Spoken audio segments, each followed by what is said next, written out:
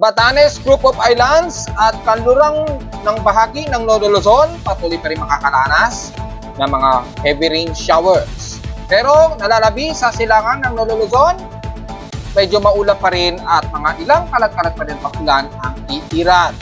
Pero medyo moderate ang weather conditions sa silangan ng Northern Luzon.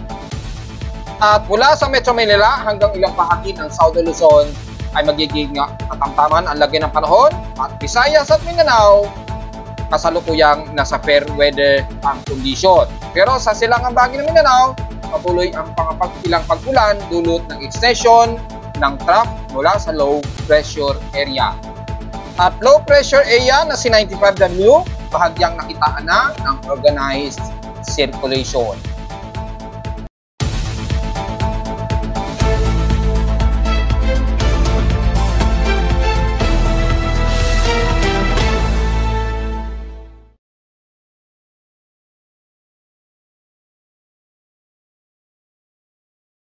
Hello, good morning mga folks. Welcome po muli sa ating Daily Weather Bulletin at Analysis para sa araw ng Biyernes, July 26, 2024.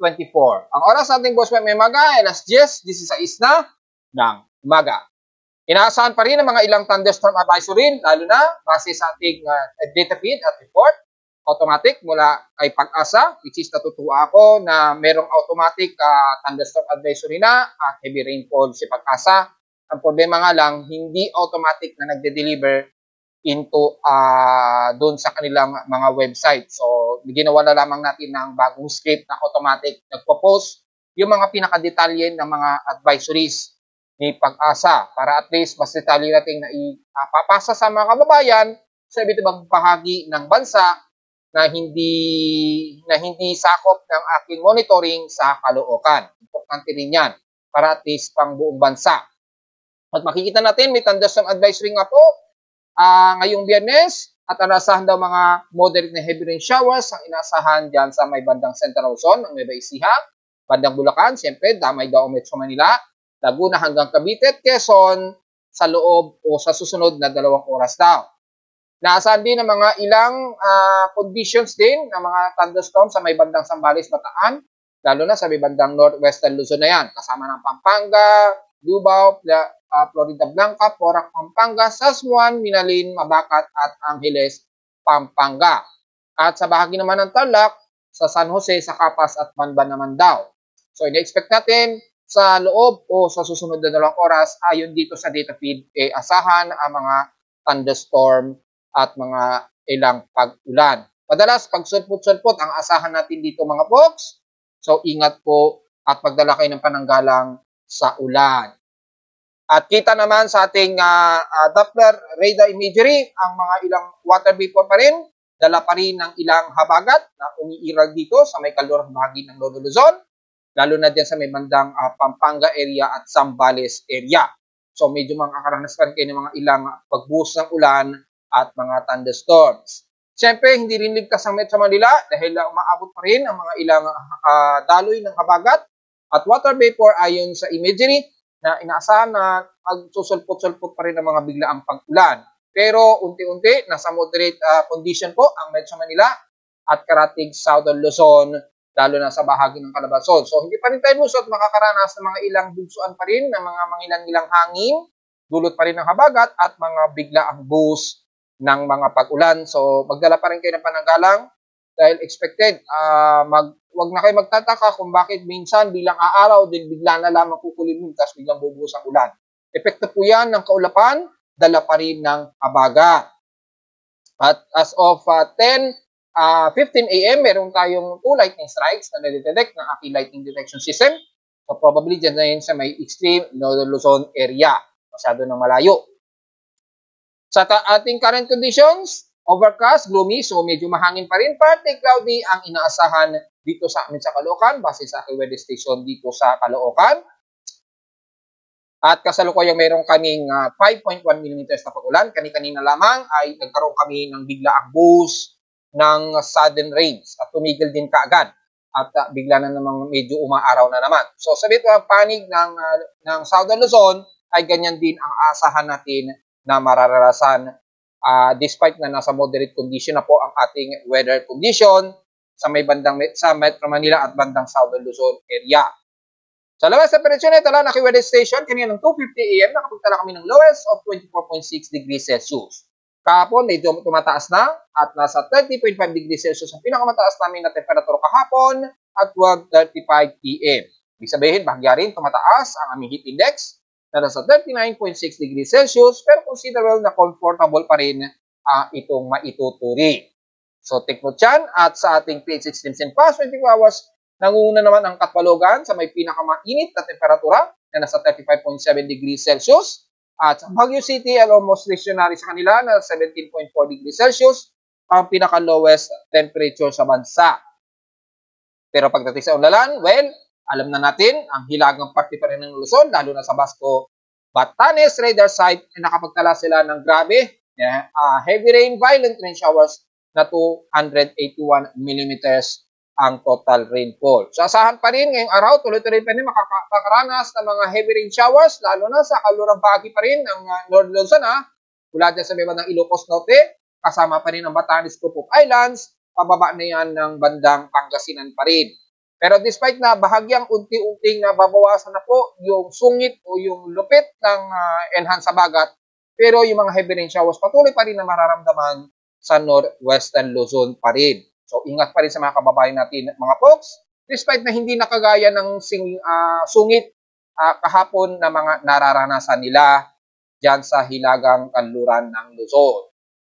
So, diretso agad tayo sa ating outside humidity, 77% po. So, naging katamtaman na uli ang aming relative humidity sa Caloocan at wala namang nagbago ito since last hour. Bahagyang tumataas na rin po ang atmospheric pressure at thunderstormy kami at 1,006 hectopascals na. Instead dito, since last hour, so balik normal na po ang atmospheric pressure dito sa Metro Manila.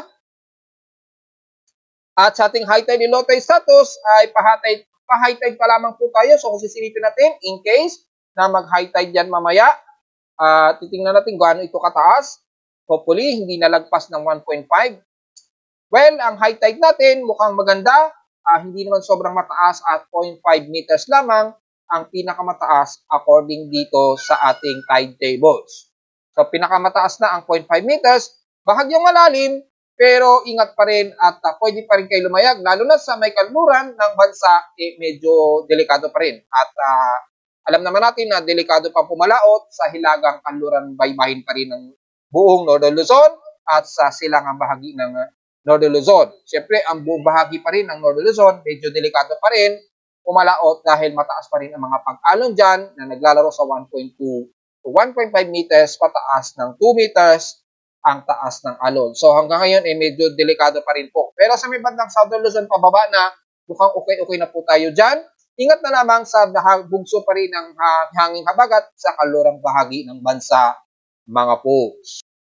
Sa ating almanak, sumikat ang haring araw kaninang 5:38 AM at inasalulubog ito mamayang 6:27 PM. Ang pagsikat naman ng buwan ay sisikat mamayang gabi na at 10:19 PM at 73% illuminated in waning gibbous phase. So, mamayang 10:19 PM ito mag-moonrise at mag-moonset naman ito kinabukasan na ng umaga at 10:02 AM. So, halos alanganin na ang pagsikat ng buwan. Sa atin namang local weather outlook para ngayong Biyernes at Sabado, nasa natin na patuloy pa rin makakaranas ng mga localized thunderstorms. Maulap na yung papawarin, lalo na dito sa Metro Manila, at asahan pa rin ng 100% chance of rain. At kung titingnan natin sa short-term weather forecast, this coming weekend ay patuloy pa rin tayo makakaranas ng tuloy-tuloy na mga kalat-kalat na pag-ulan na nasa 90%. Naglalaro sa 90 to 60% ang chance na pag-ulan hanggang sa papasok na naman ng huling linggo ng July 2024. So take note yan. At nasa natin maulap ang himpapurin. Ganon din bukas sa Sabado, maulap at mga asahan pa rin ang mga pag-ulan. Pero bahagi mababa daw ito at 40 to 42% ang tsansa ng uulanin dito sa Metro Manila. Lalo na sa amin sa Caloocan, bukas yan ng Sabado. So, despite na mababa, magdala pa rin kayo dahil asahan pa rin ng mga isolated rain showers. Dulot pa rin ang ating southwest monsoon. Despite na bahagyang humihina na ito sa parte ng Metro Manila. Highest and lowest temperature expected maglalaro sa 31 to 32 degrees Celsius and lowest temperature expected ay nasa 26 to 27 degrees Celsius. At ayon sa ating local weather advisory, ay as of 3 a.m. naman daw na mataan ang low pressure area. Estimated daw ito layong 1,035. So, dito rin lumabas din ng konti yung LPA. Pumasok siya tapos lumabas. Parang nagpapantintero lang sa boundary ng PAR. At namataan sa east ng Southern Mindanao ang distansya nito. So, Southeastern Mindanao, layong 1,035. Malamang sa kanila ay nasa labas pa ito ng Philippine Area of Responsibility. Pero ngayon, nasa loob nito ng PAR. Yan. According dito sa aking dashboard, Tropical Cyclone Monitoring. Nasa loob na ito ng ating PAR. Yan sa may bandang Palau. So, diretso agad tayo sa ating ginagamit na satellite imagery. Makikita natin sa ating latest imagery ay makikita po na malawak pa rin ang hatak sa habagat, sa hilagang kanluran pa rin ng Luzon. So, mas makakaranas pa rin kayo ng mga heavy rain showers. Kung titingnan natin sa heavy rain potential, nakakaranas pa rin ng matitinding mga heavy rain showers. Ang bahagi nga po ito ng buong Ilocos Norte, Ilocos Sur, hanggang dyan na subportions ng Bolinao, Pangasinan area. Yung area na yan ay expected pa rin ang matitinding bugso ng habagat at yung heavy rain showers na nahahatak pa rin ito ng tuloy-tuloy. Siyempre, hindi pa rin ligtas ang bahagi dyan sa Batanes Group of Islands, lalo na sa Itbayt Batanes. Ingat po sa mga kababayan natin dyan at mga kasundaluhan na nagbabantay. Pero dito sa bahagi naman ng silangan ng Northern Luzon, kung titingnan natin dito, typically mga drizzle rains ang nakikita natin dito. Wala tayong nakikitaan so far na mga heavy rain clouds. Pero may mga ilang drizzle rain ang dala niyan at makakapal na kaulapan dyan. At asahan pa rin ang mga ilang bugso ng hangin. So gale force winds pa rin ang mararanasan ng mga taga-extreme Northern Luzon, lalo na sa kanluran nga ng Northwestern Luzon. Pababa dito sa bahagi ng Benguet at ilang bahagi ng Tarlac, medyo nakakaranas pa rin kayo ng ilang mauulap at mabugsong hangin na. So expected pa rin ang mga heavy rain showers na bigla ang sulpot yan. At makikita natin dito sa portions na ito ng bandang Bulacan, pababa ng Metro Manila, unti-unti nang nagno-normalize. At mula sa bahagi ng Metro Manila ay katamtaman na ang nagiging lagay natin. Pero dahil sakop pa rin tayo ng inflow ng habagat na nahahatak ditong si dating bagyong Karina ay umaabot pa rin dito sa edge ng Metro Manila ilang parte ng kaulapan. Pero since katamtaman at hindi na abot ng masungit na hatak sa habagat ay ilang mga bigla ang buhos ng ulan na lamang ang mas mararanasan natin madalas, lalo na sa bahagi nga po ng Calabarzon at dito sa bahagi ng Mindoro area sa kanluran. Pero din sa bahagi po ng Quezon Province, din sa bandang Atimonan, Quezon, hanggang sa Camarines Norte at the rest ng Bicol Region, ay despite na moderate na rin at fair weather tayo dyan, magiging mas maulap nga lang. So mga isolated rain showers and localized thunderstorms ang mas iiral sa inyo dyan. Kapababa na yan ng Southern Luzon, mula Marinduque at Romblon area, at dyan sa bahagi nga po ng Oriental Mindoro, dyan sa Baybayin. So magdala pa rin pananggalang dahil isolated pa rin ang mga pag-ulan ang aasahan natin maghapon. At sa Visayas naman ay despite na fair weather tayo dyan, nagiging mas maaraw na tayo dyan So kitang-kita naman po yung maganda ang himpapawid natin kahit silipin natin sa VIR o CVE para mas klaro. So makikita po ang bahagi nga po ng Visayas na mas katamtaman na po at fair weather na po tayo dyan. Mga isolated rain showers na lamang ang medyo iiral sa inyo dyan sa lugar. At kung titingnan natin dito ay makikita natin na katamtaman lamang at fair weather ang buong bahagi nga po ng Visayas. Mga isolated rain showers lamang ang iiral, lalo na sa katimugang bahagi ng Visayas. Mula dyan sa bandang Negros Oriental, ilang bahagi ng Siquijor, kasama na ang bahagi ng katimugang parte ng Cebu, Bohol at Southern Leyte area. Dahil may mga trough po tayo dyan at bukod sa extension ng surface trough at ng nag-embed na IPCC na sumasabay naman ang developing ng low pressure area nga po na binabantay natin dito sa may silangan ng Mindanao. Yung extension trough niya nagpapang-abot sa silangan ng Mindanao na nagdudulot na naman ng maulap at mga kalat-kalat na pag-ulan dyan sa bahagi nga po mula dyan sa buong Surigao del Sur hanggang dyan sa may bahagi nga po ng kaduluguluhan ng Davao de Oro area. So, ingat pa rin po at magdala ng pananggalang sa ulan dahil yung surface trough nagpapang-abot dyan sa silangan ng Mindanao. Pero sa bahagi ng Northern Mindanao at Zamboanga Peninsula, despite ng mga katamtaman, mga mauulap ng papurin, asahan pa rin ang medyo isolated rain showers ang iira. Dahil kung titingnan natin yung water vapor, despite nakakaunti lamang ang water vapor sa kanlurang bahagi o sa Zamboanga del Norte area, mga isolated lamang ang expected natin dyan mga folks. At makikita natin na mas maganda ang conditions ng bahagi ng Visayas at Mindanao area. Hindi masyado kagaya sa Southern Luzon at Northern Luzon, mataas pa rin ang dala ng water vapor. So, mas mataas pa rin ang accumulated rainfall kahit papano ang medyo iiral sa amin sa Metro Manila at Southern Luzon. Pero mga ilang isolated na lamang yan madalas, hindi gaya sa hilagang bahagi ng Luzon na mas masungit pa rin ang dala ng water vapor na umaabot pa rin ng violent rain showers, lalo na sa kaduluduluhan na yan ng extreme Northern Luzon, sa bandang Ilocos Norte. So, ingat pa rin po. At kitang-kita naman natin sa satellite imagery using water vapor imagery. Nagkakaroon na ng bahagyang organized upward circulation itong C95 Dano. Kitang-kita naman sa satellite imagery, ayun nagkakaroon na naman siya ng sirkulasyon dahan-dahan. Kung titingnan natin sa satellite imagery, hindi pa masyado halata. Di ba? Kaya hindi tayo dapat magbabatay lamang sa isang satellite imagery. Kailangan almost real time ito, at least 10 minutes po ang pinaka-duration para mas siguro tayo. Kasi kung dito sa satellite imagery, halos, although halatado na dito na mayroon ng upward convection ng bahagya, ayan, pero medyo disorganized pa yung kaulapan sa mas mataas na altitude. Pero kung titingnan natin sa water vapor, nakikitaan na natin na nagkakaroon na ng bahagyang organized circulation ito. So, hindi tayo mapapalin lang dahil kayang-kaya nating matingnan ang pinaka-upper altitude at lower altitude ng sirkulasyon ng isang low pressure area kahit papaano. Para nasisiguro natin na ang low pressure systems na ito ay may posibilidad ba na ito ay lumakas pa. Well, kung titingnan naman natin sa satellite imagery, dahan-dahan itong nagkakaroon ng organized at nagkakaroon na ng unti-unting medyo inflow. Ayan So, tututukan natin ito maigi. Nagkakaroon na siya ng trough inflow ng bahagya, yung outer cloud inflow. Ayan lahat naman ng mga bagyo, di ba, karamihan nagkakaroon na ng circulation inflow unti-unti kapag nagkakaroon na ng organized circulation. Kung titingnan natin dito kay dating bagyong Karina, makikita ninyo, napakalawak po ng circulation inflow ng kanyang kaulapan. Yan yung circulation inflow ng nahahatak dito na southwest monsoon at monsoon trough, di ba?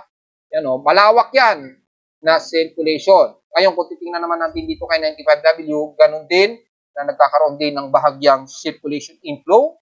Yan, nagkakaroon na siya ng bahagyang inflow. So, at least, detalyado natin na ipapaliwanag. So, slightly o bahagya pa lamang na nagkakaroon ito ng organized circulation. Na nakikitaan na siya ng mga ilang senyales na unti-unting nagkakaroon na ito ng parang lower quadrant of inflow. So, patuloy pa rin natin babantayin ito dahil sa ngayon ay hindi pa rin natin certain o uncertain pa rin kung tuloyin itong magiging isang ganap na low pressure area o active low pressure area sa ngayon. Dahil maaring ma-disperse din kagad yan dahil wala pa totally na upward convection o nagkakaroon na ng complete alof yung kanyang sirkulasyon. Kasi pwede pang matibag yan ng vertical wind shear. So, hindi natin pwedeng maialis yung mga konsiderasyon na pwede pa rin malusaw yan bigla kapag naitulak ng husto ng isang vertical wind shear. Ngayon ay hindi pa masyado natin masisiguro ito. Patuloy natin itong babantayan itong cloud cluster na ito na nasa loob na ng ating Philippine Area of Responsibility. So, malinaw po yan sa Visayas at Mindanao. Despite na fair weather tayo dyan, ang bahagi naman ng bandang Northern Mindanao at Eastern Mindanao ay mas makakaranas naman ilang isolated rain showers and localized thunderstorms. And the rest, nabanggit ko na kanina, sa bahagi ng Northern Luzon, ang masungit pa rin na habagat at heavy rain showers dyan sa northwestern Luzon. So, kamustahin naman natin ang mga tropical disturbance natin gamit ang ating computer-generated tropical cyclone sector. At makikita natin dito sa ating dashboard. And as of 10:30 AM, kung sisilipin natin itong si Gaimi, international name, dating bagyong Karina, nasa tropical depression category na lamang to. So humina na po siya ng tuluyan at 57 kilometers per hour at bugsong nasa 71 kilometers per hour. Tropical depression na po siya. At samantala, sa 95W naman ay despite na hindi pa nagkakaroon ng increase sa kanyang wind speed, pero nagkakaroon na ng slight pa lang na organized circulation sa kanyang paligid o yung kanyang water vapor system. So, kung titingnan natin dito, yung central air pressure niya ay nasa 1,007 hectopascals at wala pa rin nagbago sa kanyang galaw. Sa ngayon ay bahagyang pa west-northwestward ito sa bilis na 16 km an hour. So, medyo mabilis ang pagkilos na ngayong araw itong C95W. So, mukhang nagkakaroon ng pagtulak sa kanya ng bahagyang vertical wind shear sa southeast location at east dito, yung easterly trade winds, bahagyang tumutulak sa kanya. Pero dahil along siya ng ITZZ, Tropical Convergence Line, sumasabay sa easterly wind plus yung ITZZ, mas lalong bumibilis o napaparapid tuloy yung water vapor systems niya doon sa pinaka-circulation niya, kaya nagkakaroon ng mas favorable development. So, anumang low pressure area, nagkakaroon ng mas favorable development kapag ganun yung mixture. Kapag nasa intertropical convergence line, tapos sinasalubong ito ng isang easterly wind at walang high pressure area sa itaas, nagkakaroon ng maganda at mas magandang organized development. So, kung makikita natin dito, ay nasa loob nito ng ating Philippine Area Responsibility at nabanggit na natin yan kanina.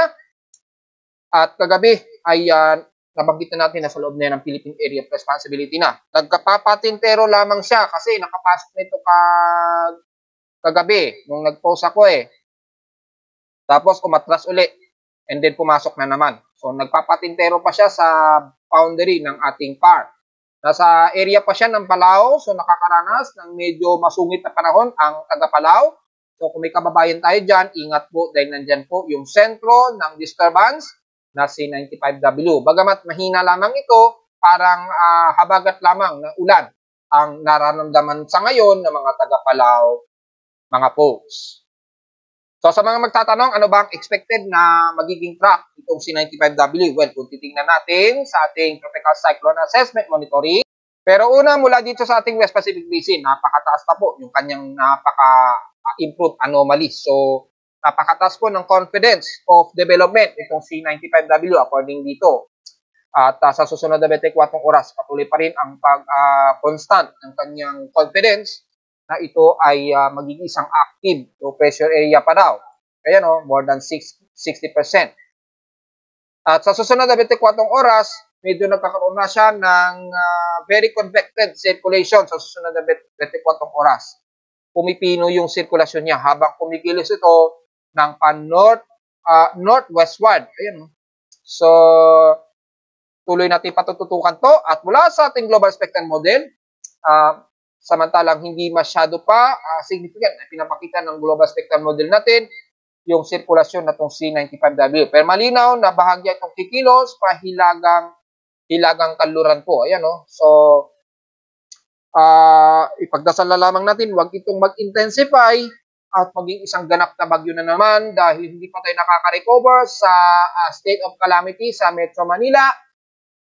Baka masundan na naman tayo ng isang delubyo. So, pagdasal natin na huwag natin hilingin na lumakas pa yan dahil marami pa pong mga nasalanta na kasalukuyan pa pong binibigyan ng mga relief goods ng ating ng gobyerno, lalo na ng ating DMMRC. At may mga kababayan pa tayo na hindi pa nakaka-move on, lalo na sa mga nalubugan ng kanilang mga tahanan. Bagamat ganun pa man, hindi natin makokontrol po ang ating kalikasan. Kung sakaling magtuloy-tuloy na lumakas si 95W, wala po tayong magagawa, kundi paghandaan po ang paglapit nito sa silangan ng bansa kung sakali man. Sa ngayon, napakaliit pa rin ang tsansa nito. Sa ngayon lang na mag-iisang ganap na bagyo pa. So tuloy pa rin natin tututukan para at least maging kalmado muna tayo kasi may mga nagpapakalat na naman na this weekend daw magiging malakas na bagyo agad. Ninenervyos tuloy ang ating mga ilang kababayan. tayo, nagbabase tayo sa real time. So, hindi po tayo pwede magbigay kagad ng ganong konklusyon sa ngayon. Dahil hindi naman ganon ang eksakto na ipinapakita ng ating mga computer models at yung mga spectral models na pinapakita. Wala naman sa mean sea level pressure makita natin ay hindi pa significant pero nagkakaroon na ng slightly improved circulation. Yan, kung tingnan natin, i-forward natin. Ayan o. Ayan o. 1,008 hectopascals. Yung pinaka streamline pa lang. Pero doon sa actual natin, 1,007 hectopascals. Mas bababa pa nga kumpara dito. So malinaw po yan na nasa bandang palaw na po siya sa loob ng ating part. So dahil nagkakaroon na siya ng slightly coordinated circulation, tututukan natin ito maigi mga folks para nasisiguro natin na maganda ang deliver natin ng pag-uulat sa ating mga kababayan, lalo na sa mga nasalanta. So, yung alon, nabanggit ko na rin po kanina, ay delikado at bawal po muna pumalaot sa hilagang bahagi ng baybayin ng buong Northern Luzon dahil naglalaro pa rin sa 2.5 to 4 meters ang tindi ng alon dyan. At may kasama pa nga po gale force winds, lalo na sa kaluran ng Luzon. So, bawal po talaga. At mula din sa may silangang bahagi ng Bicol Region pababa ay okay naman, pwede na po tayong pumalaot dahil hindi naman nakataas yung gale at taas ng alon. So para mas detalye, pakikita ko rin sa inyo yung epekto o yung status ng ating wind shear, kung favorable pa rin ba. Yes, kitang-kita na po, napaka-favorable pa rin yung circulation area nitong C95W. So nagno-nourish pa rin siya at kaya patuloy pa rin siyang nakakapag-circulate dyan. They're favorable po yung bahagi ng yan. So significant lamang o signifies o nagpapakita lamang ng palatandaan na maaari pa itong makakilos pahilagang kanluran pa habang ito ay nagkakaroon ng consolidated development. Wala naman sa kanyang convergence, kung titingnan natin, ay patuloy pa rin ang kanyang pagtaas. Yan o. So malawak pa rin. Medyo disorganized pa yung kanyang cluster ng paligid. So, nagkakaroon pa lamang mga ilang swirling ng circulation sa paligid ni 95W. Pero dito sa may gitna niya, kung saan ang pinakasentro niya ay improve pa rin yung kanyang convergence. So, patuloy pa rin natin babantayan. Hindi pa signify na ito ay magiging ganap na bagyo dahil napaka-uncertain pa ng kanyang sirkulasyon sa ngayon. Pero sa mga computer models, makikita natin ay hindi nagbago yung pinapakitang track ni 95W according kay GFS. Ikilos na ito pa hilagang kanluran. Yan. Kung sakaling maging isang ganap na bagyo ito. Just in case, papangalanan natin ito sa local name na Dindo na kapag naging tropical depression na. At least may idea na tayo. At makikita natin dito, naging tropical depression pa nga yung binabantayang low pressure system sa atin na si 95W according sa models, computer models ni GFS. Kay ECMWF naman, ganun din. Hanggang tropical depression pa lamang ang medyo ipinapakita ni ECMWF dito hanggang naging tropical storm pagdating dito sa may bandang silangan ng Northern Luzon. So, iisa din ang naging forecast track niya, pa-north-northwestward din. Kay NAVDEM, which is napaka-aggressive, dito, hindi pa ako convincing na totoo mangyayari ito kasi naging typhoon siya dito pagdating ng northeastern Luzon, habang patungo ito sa direksyon ng Taiwan, naging typhoon category pa siya dito according sa simulation ni NAVDEM. Well, napaliwanag ko na rin yan kung bakit dumadaos-dos. At kung titingnan ninyo, may high pressure area po kasi dito. So, naipaliwanag na natin na ilang beses yan na kapag may high pressure dyan, na ipapadaos-dos niya ang galaw ng isang bagyo. So, pwedeng gumanyan o pwede pang mas dumaos-dos. Depende sa lakas ng high pressure area. So, hopefully, mawala yung high pressure na yan bago ito makalapit dito sa ng northeastern Luzon. Para at least hindi ito tatama sa anumang kalupaan ng bansa. Kaya lang, hindi man tumama, yung habagat naman na mahahatak nito ang magpapahamak na naman sa atin na magbubunsod na naman ng matitinding pagbaha. So, medyo maging prepare tayo just in case, pero hindi pa makatotohanan ang pinapakita ni NAVDEM. Hindi gaya ni ECMWF, medyo at least dito medyo certain yung possible development itong C95W na posibleng umabot ng tropical depression. Kay NAVDEM, typhoon na kaagad. So, sa ngayon, insignificant para sa akin yung pinapakita ni NAVDEM. Kaya Icon naman at GEM ay trough lamang din ang sirkulasyon at hanggang tropical depression lang din na pinapakita, lalo na kay GEM.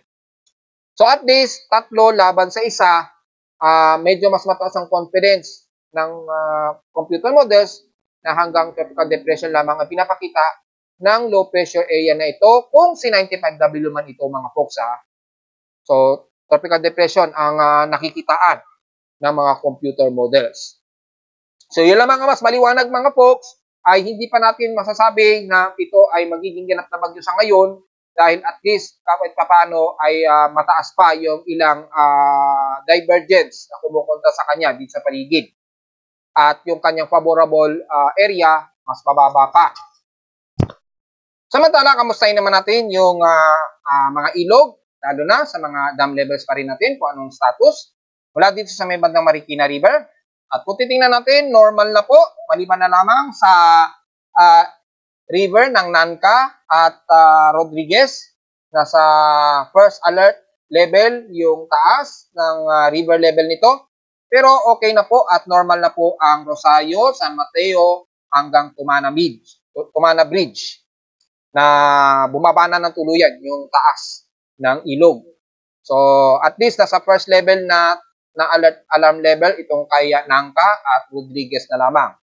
So ito po yun, yung Nangka. Yan.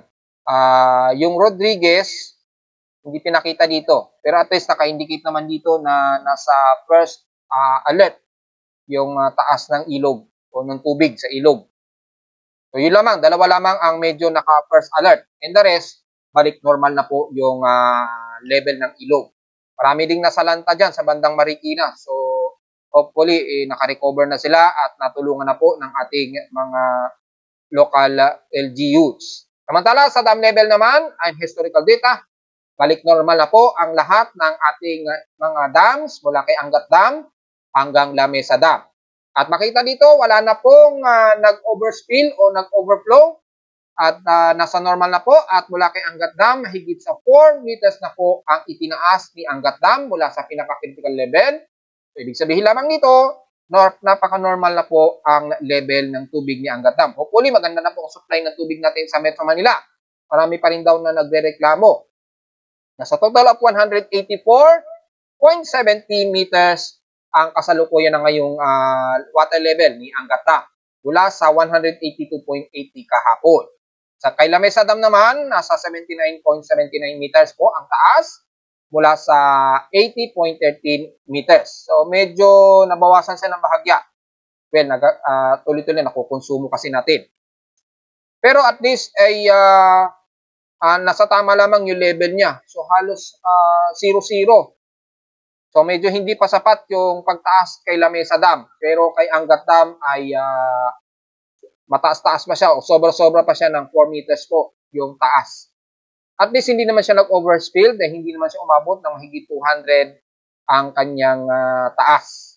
Nasa 184.70 pa lamang ito. So, hindi pa naman siya nasa overspill level. Wala tayong magiging problema. So, the rest, normal na po. Maliban na lamang kay Pantabangan na nasa critical level pa rin siya na 181.23 kahapon. Ngayon ay nasa 182.10 meters na po yung nakonsumo sa kanya. So, nasa critical level pa rin siya. So, ewan ko kung maayos ito kasi matagal na itong nasa critical level eh. Hindi ko alam kung anong gagawin ng Hydrological Center natin dito kay Pantabangan.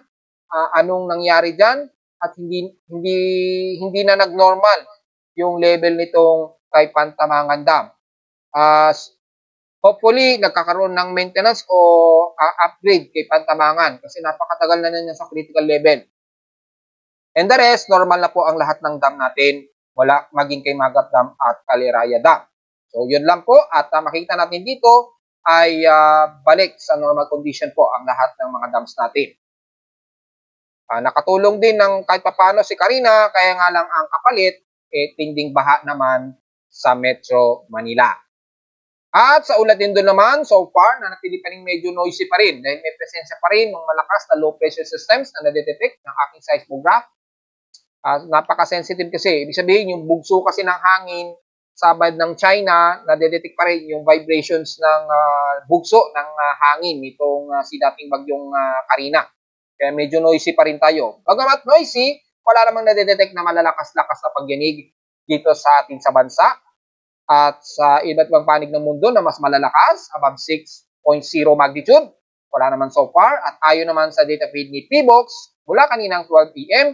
ay meron tayong namataan na isang magnitude 4.3 dyan sa may bandang southwest ng Sabtang, Batanes. So, dyan yan sa may bandang Batanes, Cook Islands. Naganap ito kaninang 5:09 a.m.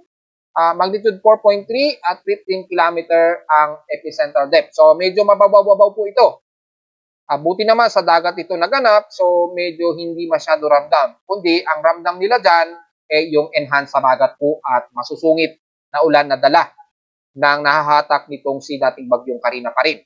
So, yun ang medyo mas concern. Yung pagyanig, medyo hindi nila naramdaman siguro. Grabe po ang alon dyan sa dagat na yan at sungit ng habagat. The rest, wala namang sumunod sa kanya at medyo konti pa lamang ang mga total eclipse na tinging araw ayon sa data PDP box.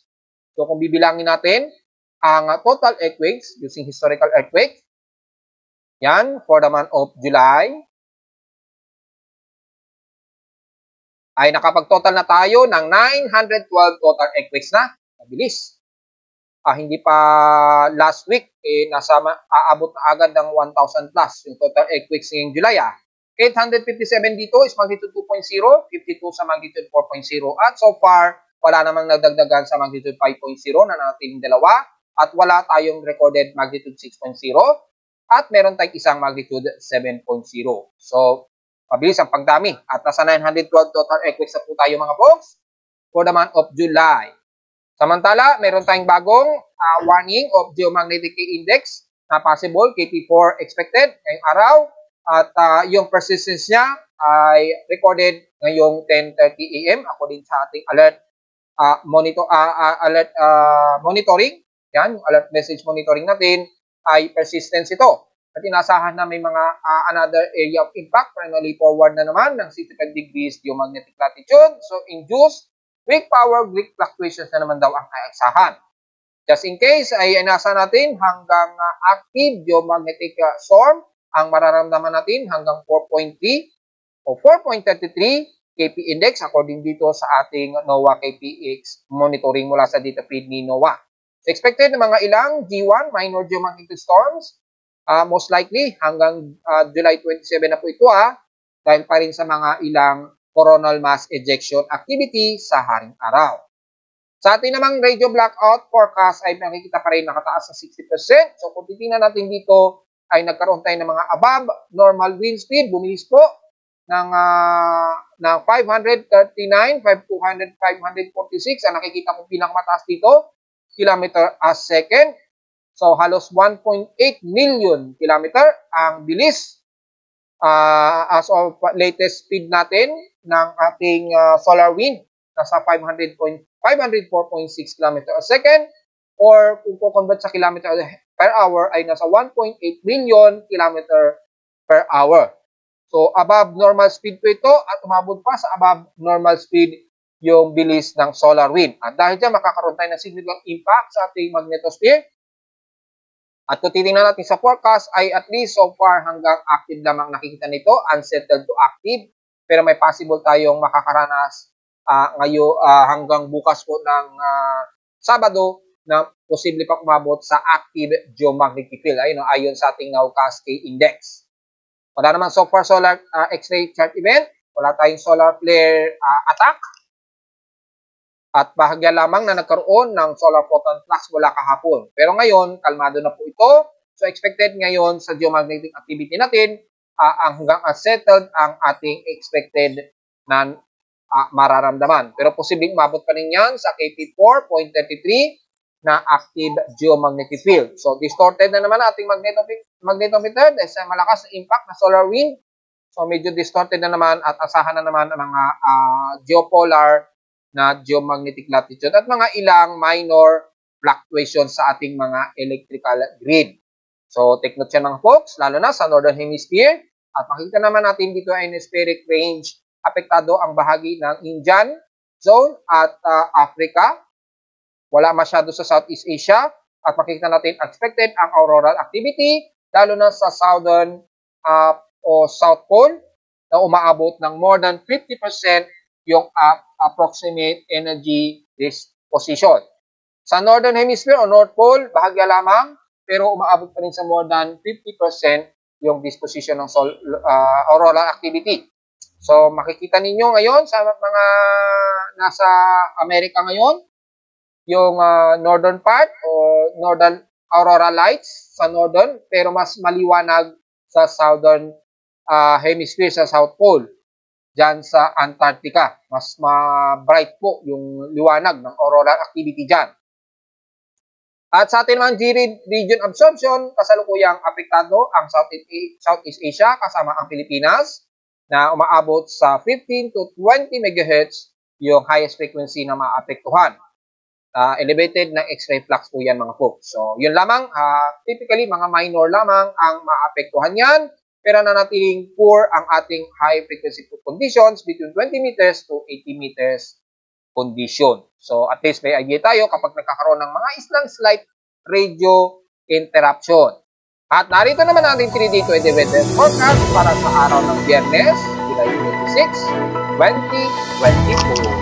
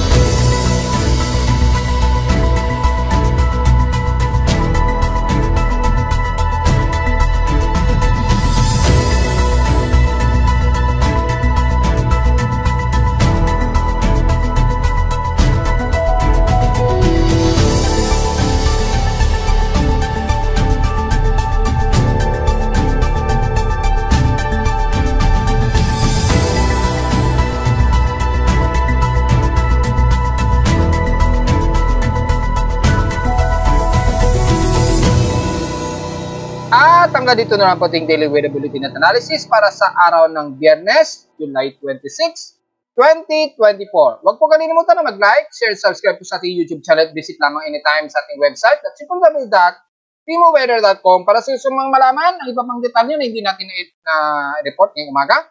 Typically lang naman ang hilagang bahagi ng Luzon lang naman ang mas makakaranas pa rin ng masungit na panahon. At visit lamang din sa ating website para sa gusto malaman ang real-time events at dynamic mula sa aking weather station sa Caloocan at sa data feeds mula sa iba't ibang weather agencies. Maraming salamat po mga folks and happy weekend po sa ating lahat.